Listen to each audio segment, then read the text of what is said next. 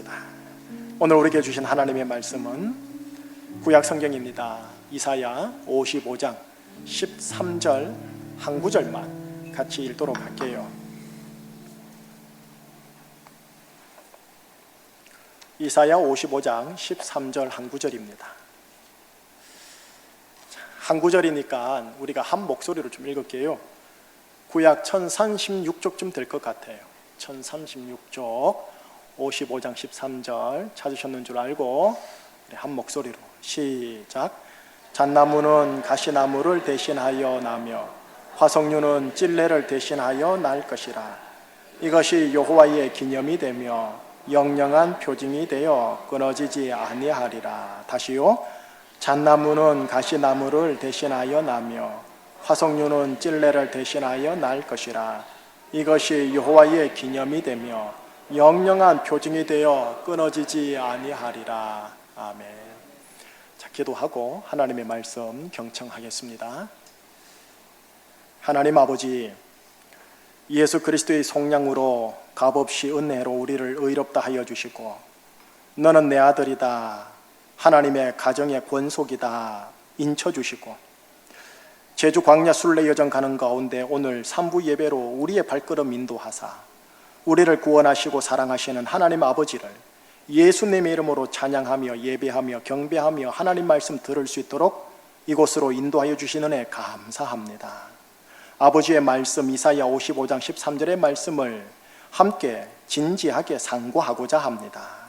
성령 하나님의 조명하심 속에 이 말씀이 나에게 생명으로 피와 살로 들어오게 하여 주옵시며 나를 온전케 하며 우리 가정과 내 인생과 자녀의 인생의 운명을 온전케 하는 살아있는 하나님의 말씀이게 하여 주시옵시고 좌우에 날이 선 검이 되어 나의 혼과 영과 관절과 골수를 찔러 쪼개시어 나는 사라지고 내 안에 예수 그리스도 그분만이 남게 역사하여 주시옵소서. 하나님의 말씀을 심령의 가난함으로 경청하겠나이다. 경청할 때 알게 모르게 치유의 권세, 회복의 권세, 악한 귀신 떠나는 죽기의 권세 이곳에서 드러나게 하여 주시옵소서. 예수 그리스도 이름으로 감사하며 기도합니다. 아멘. 지난 한 주간 제가 본의 아니게 아침 1일 드라마를 쫙 보게 되었습니다.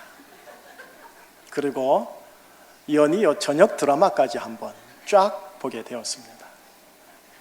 아침 7시 50분이 딱 되면 MBC에서 훈장 오순남이 방영이 되어져요. 재밌어요.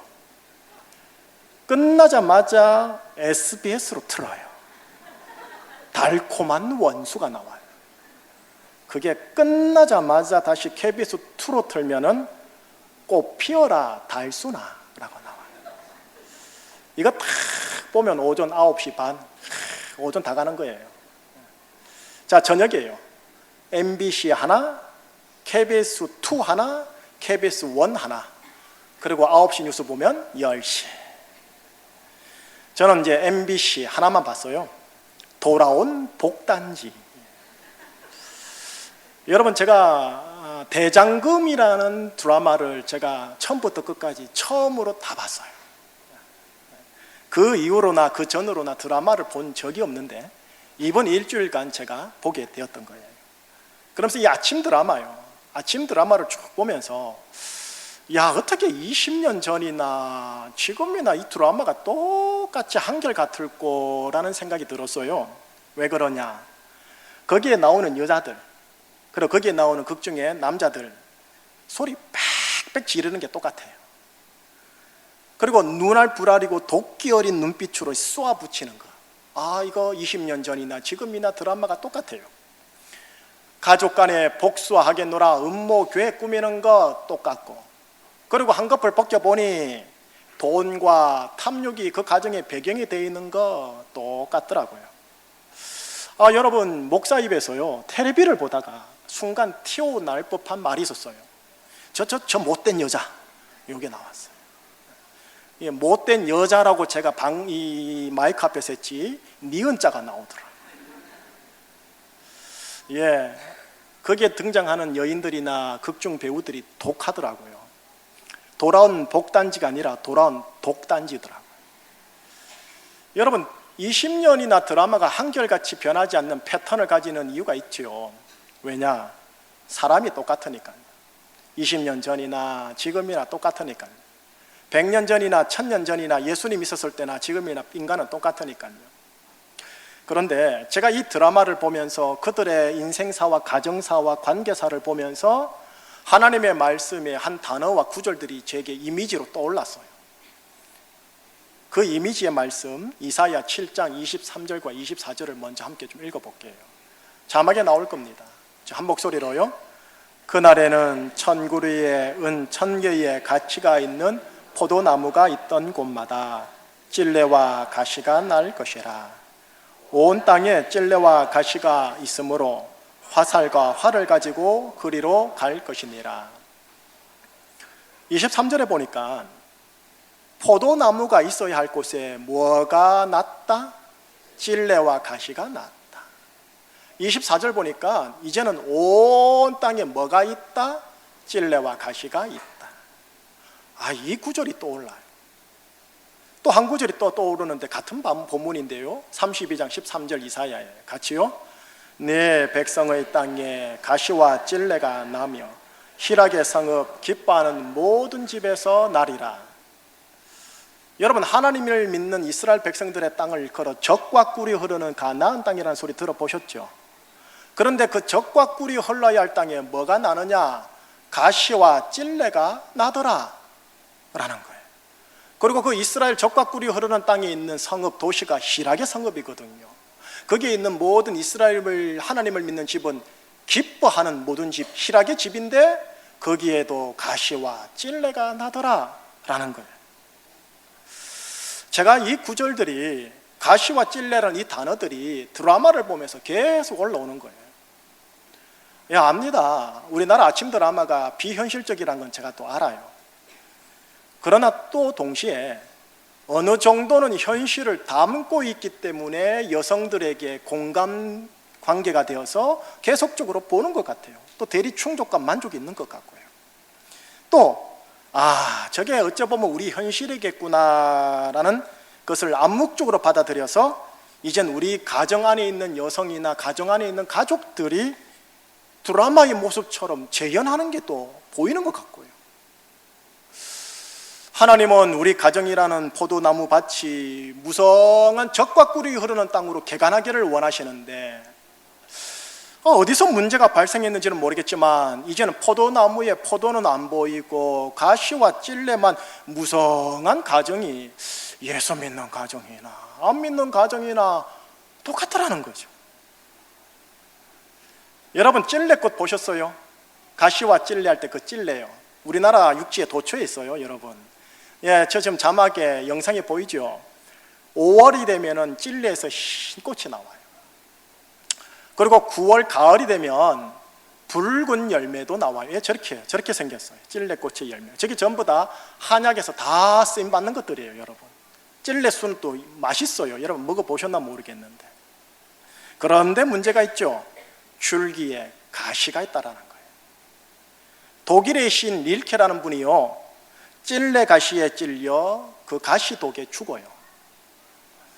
꽃의 외모는 예쁘고 향내도 진하고 열매도 있는데 가시가 있어서 그 가시에 찔리면 가시독에 죽을 정도로 아주 독한 나무가 찔레예요. 여러분, 제가 아침 드라마를 보면서 거기에 등장하는 배우들, 거기에 등장하는 여주인공, 남주인공들을 보면서 왜 찔레와 가시가 생각이 날까요? 어쩌보면 혹시 우리 가정에 어느 누군가가 우리 가족들에게 그리고 나에게 찔레와 가시건은 아닌지. 여러분, 찔레라는 이 단어가요, 가시가 많아 찌르네? 라는 표현이 어원이 되어 찔레가 됐대요. 가시가 많아 찌르네? 이게 찔레가 됐대요. 사람의 마음과 감정을 톡톡 건드리다 못해 많이 찌르는 자가 있어요. 찌르다 못해 후벼 파기까지 합니다. 정말 가족 안에서 찔린 거예요. 미워요. 가까이도 하고 싶지 않은 거예요. 그래서 찔레는 가족들 속에 있어도 외롭고 고독해요. 그래서 이 찔레의 꽃말 중에 하나가 뭐냐 하면은 고독이에요. 고독할수록 어떻게 하느냐, 자신의 존재감을 더 그 가족 안에서 밝혀 드러내려고 가시를 또 쏘아 붙여요.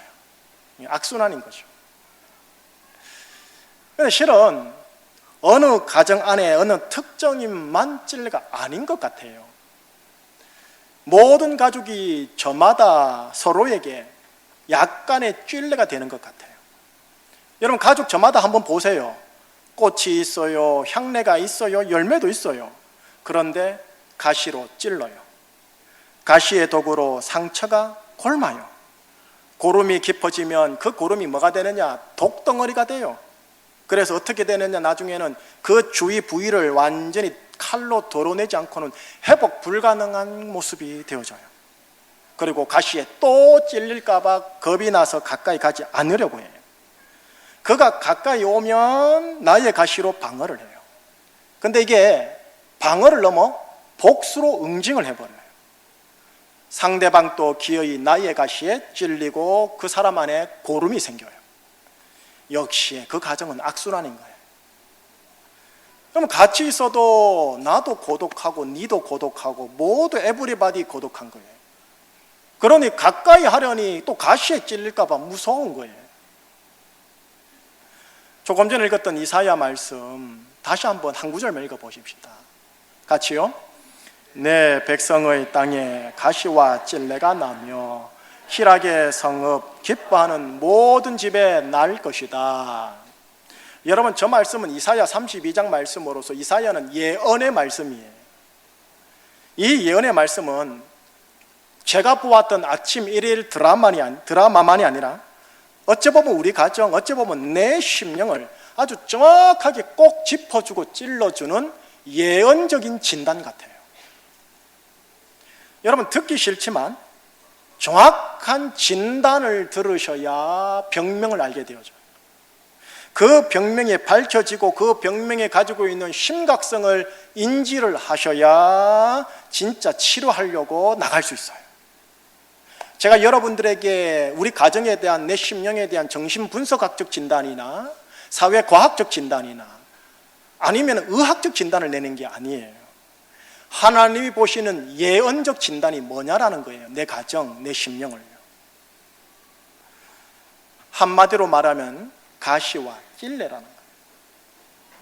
돈이 많은 가정이든 돈이 적은 가정이든 대가족이든 소가족이든 20년 전 가정이든 2000년 전 가정이든 그 모습이 늘 동일한 진단이 나오는데 그 진단이 뭐다? 가시와 찔레라더라는 거예요. 자, 그렇다면 이 가시와 찔레라는 증세와 현상을 나타내는 그 원인, 1차적 원인, 병명이 뭐냐라는 거죠. 병명을 알아야 병명에 합당한 처방을 하지요. 그 병명이 바로 태고 쪽으로 가셔야 알 수 있어요. 태고 쪽 시작인 창세기 3장 두 구절을 함께 나눌게요. 자막을 보면 창세기 3장 18, 19절 말씀이 나올 거예요. 자, 어떤 말씀인지 하나님이 아담에게 주신 말씀이에요. 시작. 땅이 네게 가시덤불과 엉겅퀴를 낼 것이라. 네가 먹을 것은 밭의 채소인즉 네가 흙으로 돌아갈 때까지 얼굴에 땀을 흘려야 먹을 것을 먹으리니 네가 그것에서 취함을 입었음이라. 너는 흙이니 흙으로 돌아갈 것이니라 하시니라. 여러분, 우선 창세기 1장에서 11장이 천지창조하고 원역사, 태고 쪽 이야기가 기록되어 있는데 이 태고 쪽 이야기를 자연과학의 현상으로 설명하는 자연과학 서적 읽듯이 읽으시면 안 돼요. 자연과학을 넘어 어떤 영적인 사실, 나와 우리 인류를 향한 영적인 메시지가 그게 녹아져 함축되어 있는데, 우선 18절을 보시면 이렇게 되어 있죠. 중간에 땅이, 처음이죠. 땅이 네게 가시덤불과 엉겅퀴를 낼 것이다. 여러분, 이 말씀은 배경이 뭐냐면 아담과 하와가 하나님께서 금기시한 한 행동을 함으로써 선악과를 따먹지 말라 하신 최초의 율법을 이 사람들이 어겨요. 저희는 뭐냐? 스스로 하나님과의 관계를 끊고 내가 주체적 자아의지를 가지고 내 인생 운명을 개척해 보겠노라는 소위 신이 되고자 하는 몸부림을 하신 거예요. 그러므로 인해 나타난 현상이 저 18절이 나타날 것이다 하고 하나님이 아담에게 일러주는 말이에요. 저 말씀이 뭐냐? 네가 지금 몸담고 있는 땅에서 과실수의 과실, 에덴 동산의 과실이 나오는 게 아니라 가시덤불과 엉겅퀴를 네게 낼 것이다. 이 말씀은 자연과학적인 땅만을 얘기하는 게 아니고요, 너희의 관계에 가시덤불과 엉겅퀴를 서로 낼 것이다 라는 말이 함축되어 있어요. 이 말씀 기억하면 19절 끝에 보면 이래 되어 있죠. 아담에게 너는 흙이니라. 예, 맞아요. 의학적으로 봐도 우리는 흙으로 되어 있고 흙으로 돌아가요. 근데 이게 자연과학적 설명이 아니에요. 영적인 의미가 있어요. 이 말씀을 알려면 거슬러 올라가 14절에서 하나님께서 뱀에게 말씀하시는 하나님의 음성을 들으셔야 19절이 이해되어져요. 14절 앞에 나왔죠. 같이 읽어보겠습니다. 여호와 하나님이 뱀에게 이르시되 네가 이렇게 하였으니 네가 모든 가축과 들의 모든 짐승보다 더욱 저주를 받아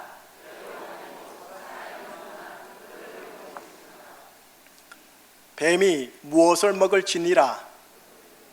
여러분 물어봅시다. 생물학적으로 뱀이 흙 먹어요? 안 먹어요, 여러분.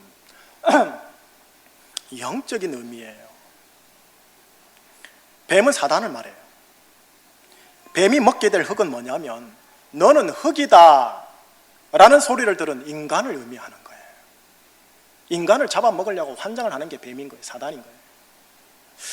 사단은 인간을 잡아먹으려고 하고 인간은 이런 영적 사실도 전혀 모르는 가운데 서로가 서로에게 가시와 엉겅퀴를 막 들이내미는 거예요. 처참하죠. 여러분, 예수님이 사단에 대해서 이런 말을 하셨어요.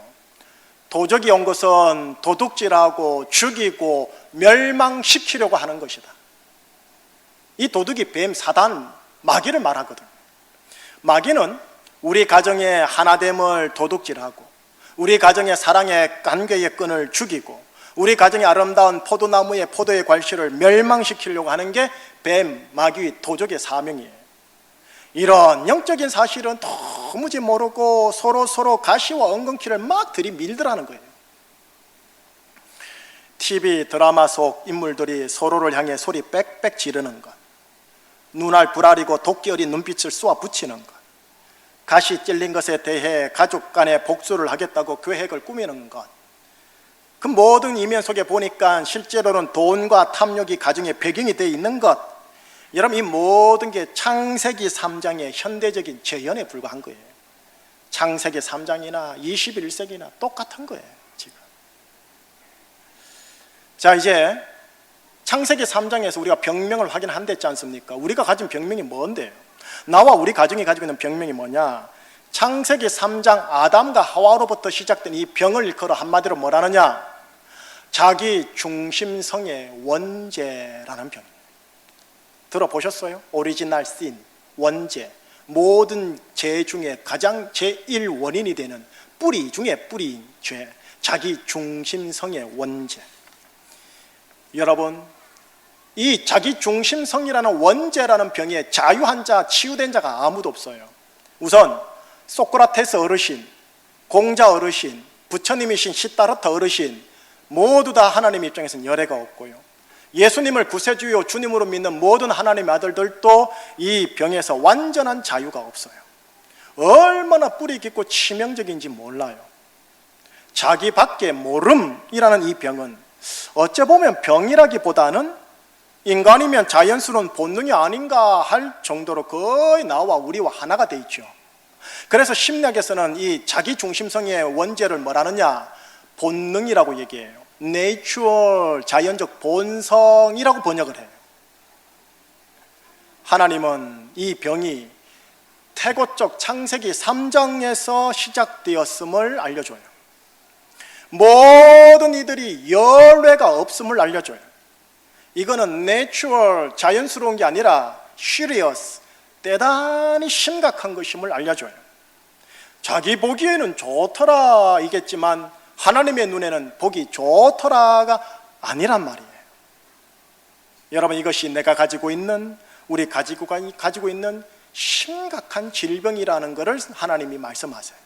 심리학자들은 내추럴이라고 하는데, 그리고 이것으로 인하여 찔레와 가시가 나오고, 이것이 이제는 내 가정을 넘어 직장, 교회, 도시, 대한민국 전역을 그냥 가시와 찔레로 덮어버린 거예요. 자, 이 치명적인 병을 어떻게 우리가 해결할 수 있을까요? 한 번만 써가지고 바로 해결할 수 있는 적방이 있으면 좋겠는데 그게 아닌 거예요. 하나님의 처방이 성경에 기록되어 있고, 하나님의 처방이 인격화되어 나타났으니 예수님인데, 오늘 본문 안에서만 일단 확인해 보자라는 거예요. 자, 오늘 본문 하나님께서 처방으로 약속해 주신 말씀이 뭔가 보십시다. 본문 시작. 잣나무는 가시나무를 대신하여, 화석류는 찔레를 대신하여 날 것이라. 이것이 여호와의 기념이 되며 영영한 표징이 되어 끊어지지 아니하라. 가운데 보니까 여호와의 기념이라는 단어가 나오죠. 이 기념이라는 단어가 원래는 히브리어로 직역을 하면 이름이라고 번역을 해야 되는데 의역을 하신 것 같아요. 그러면은 여호와의 이름이라고 적어야 돼요. 자, 그렇게 다시 한번 적어 볼게요. 그렇게 적어서 다시 한번 읽어 보도록 하겠습니다. 자막에 나와 있죠. 직역한 내용이에요. 시작. 잣나무는 가시나무를 대신하여 나며 화석류는 찔레를 대신하여 날 것이라. 이것이 여호와의 이름이 될 것이다. 이것이 여호와의 이름이 가진 영영한 증거가 되며 끊어지지 아니할 것이다. 여호와의 이름이 가지고 있는 의미를 지금 설명해 주는 대목이에요. 여호와의 이름? 예. 가시 대신에 잣나무가 날 것이다. 찔레 대신에 화석류가 날 것이다. 이것이 여호와의 이름이 지닌 의미다. 두 나무가 나오죠. 잣나무. 여러분, 잣나무는 성경에서 고귀함을 상징합니다. 고귀함. 다르게 명예로움, honor, 고귀함, 품위 있음, 고결함. 여러분, 하나님의 성전을 지을 때 쓰는 나무가 있거든요. 그게 잣나무예요. 근데 여러분, 잣나무에 올라가서 잣 따먹으려고 올라가 보셨어요? 저도 올라가 봤는데요, 송진 때문에 제대로 올라가지도 못하고 나무를 제목으로 쓰긴 이상하다, 못 써요 원래는요. 그런데 이 번역을 보면은 잣나무로 번역했지만 원래는 향나무예요. 향나무. 가장 비싼 나무가 뭐죠? 향나무예요. 향나무로 번역을 해야 맞고요, 여기시 바로 향이 엄청 많이 나요. 하나님의 성전을 지을 때 이 나무를 사용하면 하나님의 집 전체에 뭐가요? 향나무의 향이 가득한 거예요.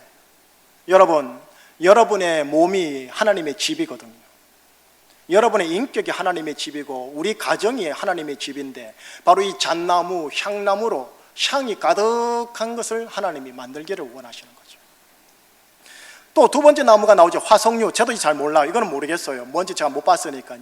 근데 화석류는 참 특이한 게 뭐냐면 항상 찔레와 반대되는 나무로 쌍을 해서 나와요.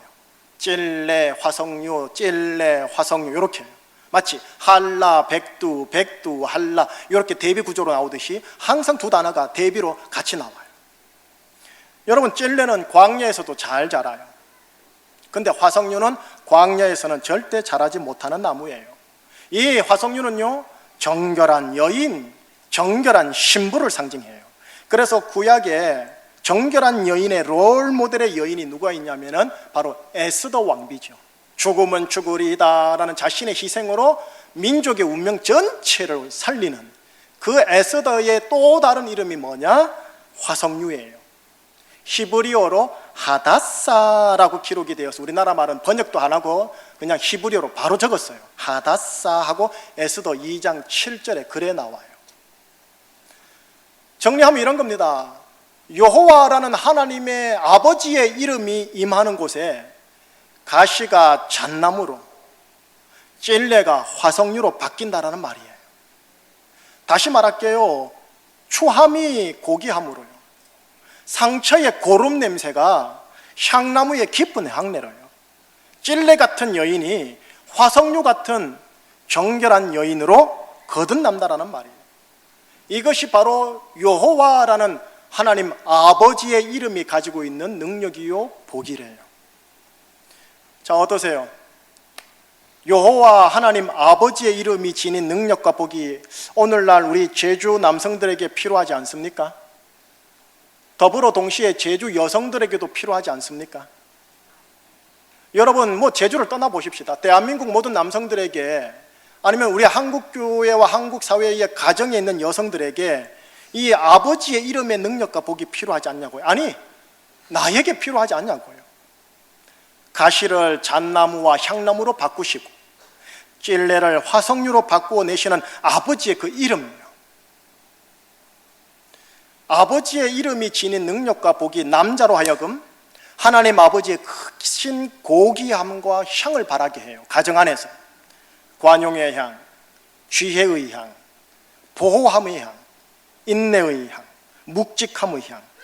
여러분, 이 모든 향이 남자가 지녀야 할 고귀함이에요. 고결함이에요. 또한 아버지의 이름이 지닌 능력과 복이 여자로 하여금 남자와 가정과 나라까지 건졌던 에스더처럼 화석류가 되게 해요. 그게 잠언 31장에 등장하는 현숙한 여인이라는 표현이에요.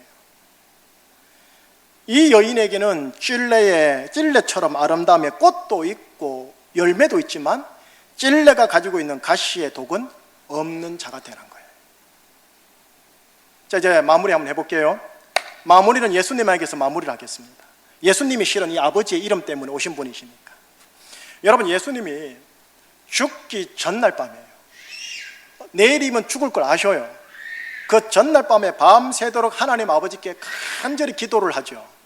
이를 일컬어 겟세마네 동산에서의 기도라고 하고요, 요한복음 17장에 그게 아주 정확하게 진술이 되어 있어요. 그 아버지를 향한 기도가요. 그 중에 요한복음 17장에 여러분들에게 예수님이 하신 초반의 기도와 마지막 기도와 두 기도의 중간에 있는 지렛대 역할을 하는 말씀 기도를 보여드릴게요. 우선 초반에 기록되어 있는 예수님의 기도를 보시죠. 6절입니다. 6절. 자, 같이 읽어보겠습니다. 세상 중에서 내게 주신 사람들에게 그들은 아버지의 것이었는데 내게 주셨으며 그들은 아버지의 말씀을 지켰네. 예수님이 기도하는 가운데 말씀하시는 거예요. 내가 저들에게 무엇을 나타내었나이다? 아버지의 이름을 나타내었나이다 라고 했어요. 마지막 구절 보시죠. 마지막 구절 같이요. 내가 아버지의 이름을 그들에게 알게 하였고 또 알게 하리니 이는 나를 사랑하신 하나님 그들 안에 있고 나도 그들 안에 있게 하려 하며. 그들에게 무엇을 알게 했다고요? 아버지의 이름을. 여러분, 예수님이 이 땅에 계시면서 하신 일이 뭡니까? 라는 질문에 대부분 이렇게 말을 해요. 복음을 전하고 하나님 나라 전하고 십자가에 달려 돌아가셨어요. 이게 정답이 맞아요. 그러나 예수님은 죽기 전날 밤에 당신 입으로 스스로 당신이 하신 일에 대해 이렇게 얘기해요. 오 하나님, 내가 무리들과 백성들과 제자들에게 아버지의 이름을 나타내었나이다. 내가 아버지의 이름을 그들에게 알게 하였고 앞으로도 계속 이 아버지의 이름을 알게 하겠습니다. 예수님은 바로 이 아버지의 이름을 알게 하시기 위해, 나타내시기 위해 이 땅에 오셨어요. 그리고 공생애를 사시다가 십자가에 달려 돌아가셨어요. 십자가에 달려 돌아가심 아버지의 이름을 나타내기 위해서래요. 우리는 말하죠. 우리를 구원하려고 라고 우리 인간적 관점에서 얘기를 해요. 그러나 하나님의 관점에서 말하면 십자가에 달려 돌아가신 이유 아버지의 이름을 만방에 나타내려고 해요. 예수님의 부활도 아버지의 이름을 나타내기 위함이에요. 그리고 지금 부활하사 승천하신 하늘 보호자 우편에 계신 예수님은 성령님을 통해 현재 우리와 우리 가정에 아버지의 그 이름을 계속하여 알려주기를 원하세요. 아버지의 이름을 알려준다. 아버지의 이름을 알려주면 어떻게 되는데요? 가시가 잣나무와 향나무로 바뀝니다. 아버지의 이름이 알려지면 찔레가 화석류로 바뀌어집니다. 이게 아버지의 이름입니다. 이게 여호와 하나님 아버지의 이름이라고요. 예수님께서 이 땅에 와서 친히 당신 입으로 말하는 게 뭐냐? 나는 아버지의 이름을 나타내기 위하여 이 땅에 왔고 공생에 살았고 십자가 달려 돌아갔고 부활했다는 거예요. 자, 이제 그 중간에 있는 말씀 보셔야겠죠? 양쪽에 있는 말씀을 가운데 지렛대처럼 딱 버팀목으로 버텨주시는 그 말씀이 11절 말씀이에요. 딱 중간에 있는 말씀. 11절 같이요. 나는 세상에 더 있지 아니하오나 그들은 세상에 있사옵고 나는 아버지께로 가옵나니 거룩하신 아버지여 내게 주신 아버지의 이름으로 그들을 보존하사 우리와 같이 그들도 하나가 되게 하옵소서. 예수님이 겟세마네 동산 마지막 기도에서 딱 정중앙에 클라이막스 같은 정중앙에서 이렇게 기도하는 거예요. 아버지, 아버지의 이름으로 저들을 보존하여 주시옵소서. 그리하여 아버지와 내가 하나이듯이 저들도 하나이게 하여 주시옵소서. 여러분, 예수님의 이 기도를 오늘 나에게 적용하면 이런 거죠. 하나님, 그 아버지의 이름으로 우리 가정을 보존하여 주십시오. 아버지의 이름으로 내 남편, 내 자녀, 우리 자녀들을 보존하여 주시옵소서. 여러분, 지금 요한복음 17장은 어떤 장이냐 하면 겟세마네 동산에서의 기도로서 예수님이 죽기 전날입니다. 내일 죽을 거 아신다고요. 새벽에 잡혀서 9시에 달려 돌아가실 거 본인이 아세요. 그러면 지금 마지막 기도가 보통 임종의 기도예요. 이게. 여러분, 임종에 맞이하는 기도가 그냥 헐렁헐렁 설렁설렁 하겠어요? 온 마음을 담아 철화를 하면서 한 게 겟세마네 동산 임종 기도인데 땀방울이 핏방울이 되었다고 성경에 기록되어 있어요. 그런데 그 처음과 마지막과 가운데 그 내용이 뭐냐?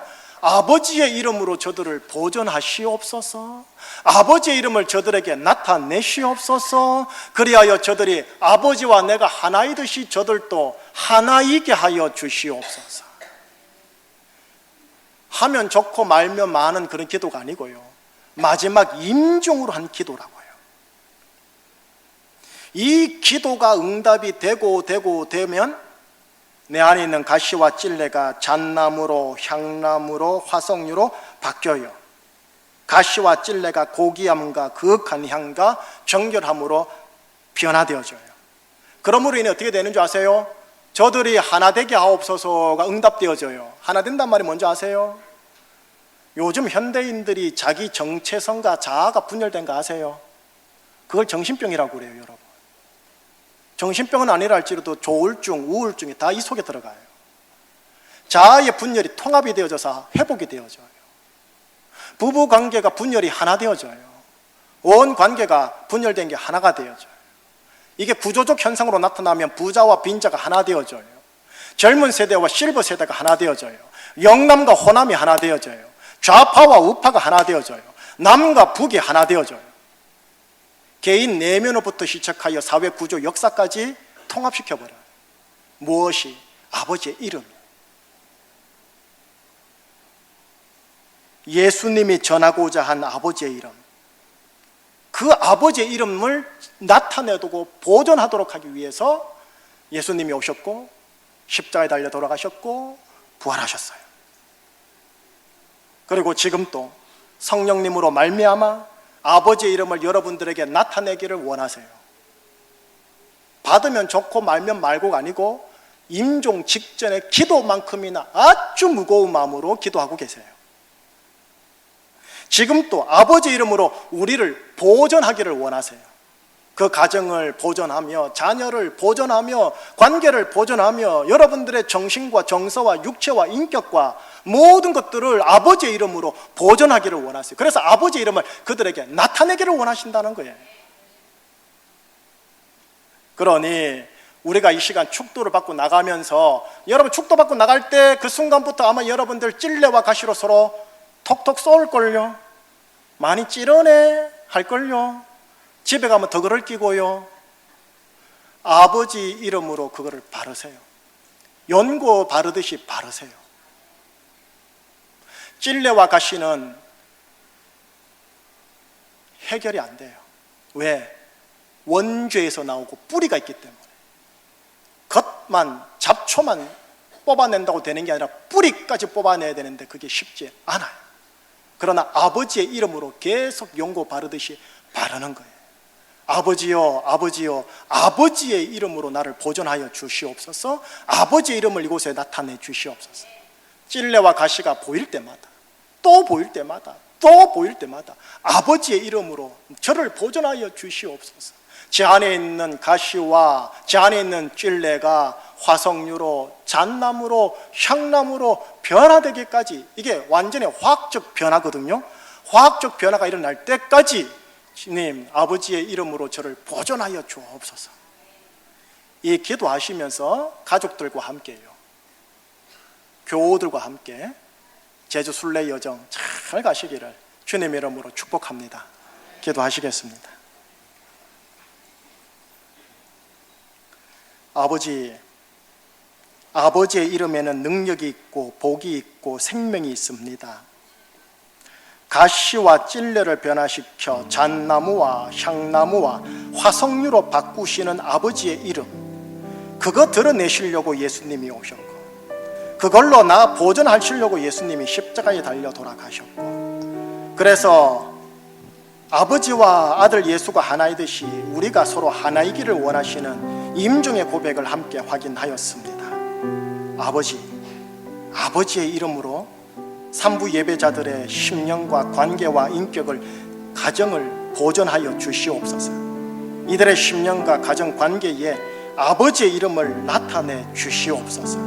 우리 안에 있는 가시, 찔레, 잣나무, 향나무, 화석류로 바뀌어지는 것, 내 남편에게 인정받고 아내에게 인정받고 자녀들에게 인정받아 하나님은 살아 계십니다. 당신 본이 살아 계시네. 이 소리를 들어 그 사람들도 아버지께로, 예수께로 인도할 수 있는 자들 되게 하여 주시옵소서. 감사하오며 예수 그리스도 이름으로 기도합니다. 아멘.